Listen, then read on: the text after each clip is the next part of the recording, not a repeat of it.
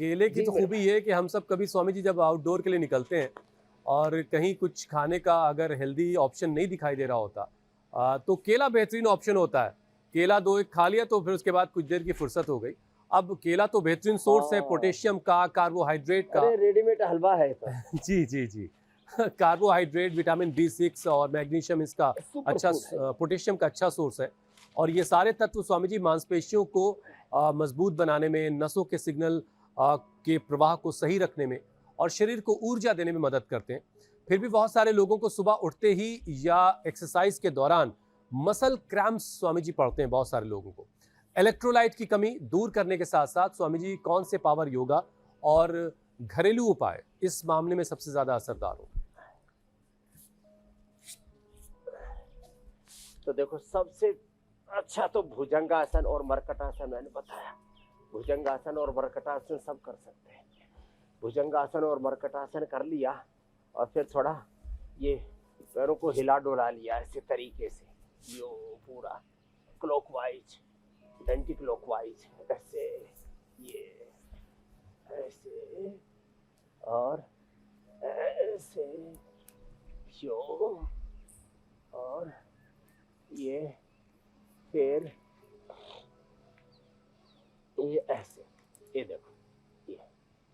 तो ये इतने अभ्यास तो सबको ना कम से कम 5 अभ्यास, 3 अभ्यास तो ये, 2 अभ्यास देखो ये ऐसे ऐसे, ये और ये तो उठते ही कर लेने चाहिए। फिर एलोवेरा गिलोय पारिजात निर्गुंडी सहस्त्र, देखो 2 मिनट में हम ये पूरा पंचामृत बताते हैं।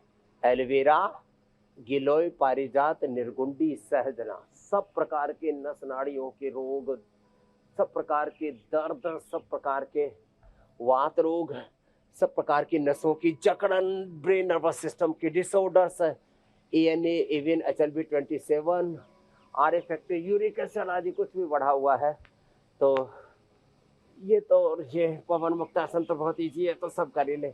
लेटे लेटे, बैठे बैठे, हाथों पैरों को आगे पीछे यूं दबाया, यूं हिलाया। और ये मकरासन, भुजंगासन, शलभासन तो रोज करना ही करना है।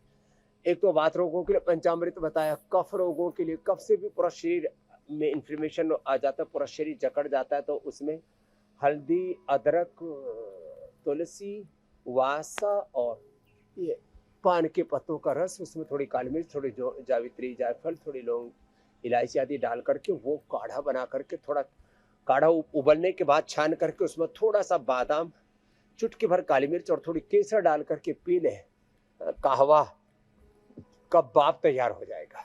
अप्रतिम। पित्त के लिए एलोवेरा, बीट ग्रास, शीशम, पीपल, बेल, दूर्वा, दूधी घास, थोड़ा सा उसमें मोती की स्टिक चुटकी भर मिला करके पी लो, ठंडा पी लो।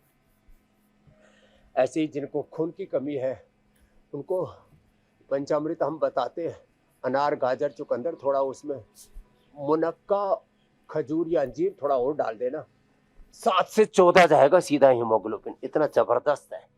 ऐसे ही ये छोटे छोटे उपाय नस नाड़ियों के लिए, अश्वगंधा और शतावर 1-1 ग्राम, सबके घर में अश्वगंधा और शतावर होना चाहिए। और मसाज के लिए स्पिरुलिना से बेहतर कुछ भी, नस नाड़ियों में जो झुंझुनाट रहते हैं उसके लिए मोरिंगा से बेहतर कुछ भी नहीं। और ये 100% नेचुरल चीजें हैं।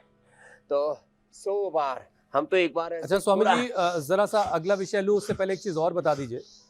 जिस केले को श्वास हम भर के बहुत ऊपर श्वास छोड़ के हेल्दी और नीचे। सेफ मानते हैं, बहुत से लोग कहते हैं कि वो तो हरा हरा पेड़ों से उतार लिया जाता है, तो वो क्या पेड़ से उतरने के बाद खुद ब खुद पकता है या उसको भी किसी केमिकल से पकाया जा रहा है आजकल? हाँ, केमिकल में से डुबो करके निकालते हैं आजकल। तो एक तो जो है भाई, किसानों से मैं प्रार्थना करूंगा कि नेचुरली केला अपने आप ही 15-20 दिन में, महीने भर में पकता है, तो आप उसको किसी केमिकल से ना निकालें। एक बात, हरे केले की सब्जी बनाएं, पका हुआ केला खाएं। और केले में भी जो हमारी देसी वैरायटी है, वैसे तो सैकड़ों प्रकार का केला है, तो उसमें अलग अलग प्रकार के केले के अलग अलग गुण कहे हैं। बस उसको केमिकल के झोल में उसको डुबो करके निकालने वाला कार्यक्रम, इसको बंद करें। एक तो दूसरी चीज, केला जो है थोड़ा कफ करता है, तो जिनको जिनको केला से कफ होता है तो केलों को स्टीम करके, साउथ इंडिया में तो छोटे बच्चों को भी केले को, पके हुए केले को, केले की सब्जी अलग, पका हुआ केला को स्टीम करके उसको भी फिर उसको थोड़ा पेस्ट जैसा बना करके बच्चों को खिलाते हैं, वो पूरी तरह से पुष्ट हो जाते हैं। तो जिनको कफ करता है वो केले को स्टीम करके ले लिया करें और उसमें थोड़ा सा काली मिर्च का पाउडर वो थोड़ा सा डाल लिया करें तो उससे और अच्छा हो जाएगा। केला कफ नहीं करेगा। कोशिश करें सुबह और दोपहर को ही केला खाए, रात को केला ना खाए तो अच्छा रहेगा। बस इतनी सी बात है।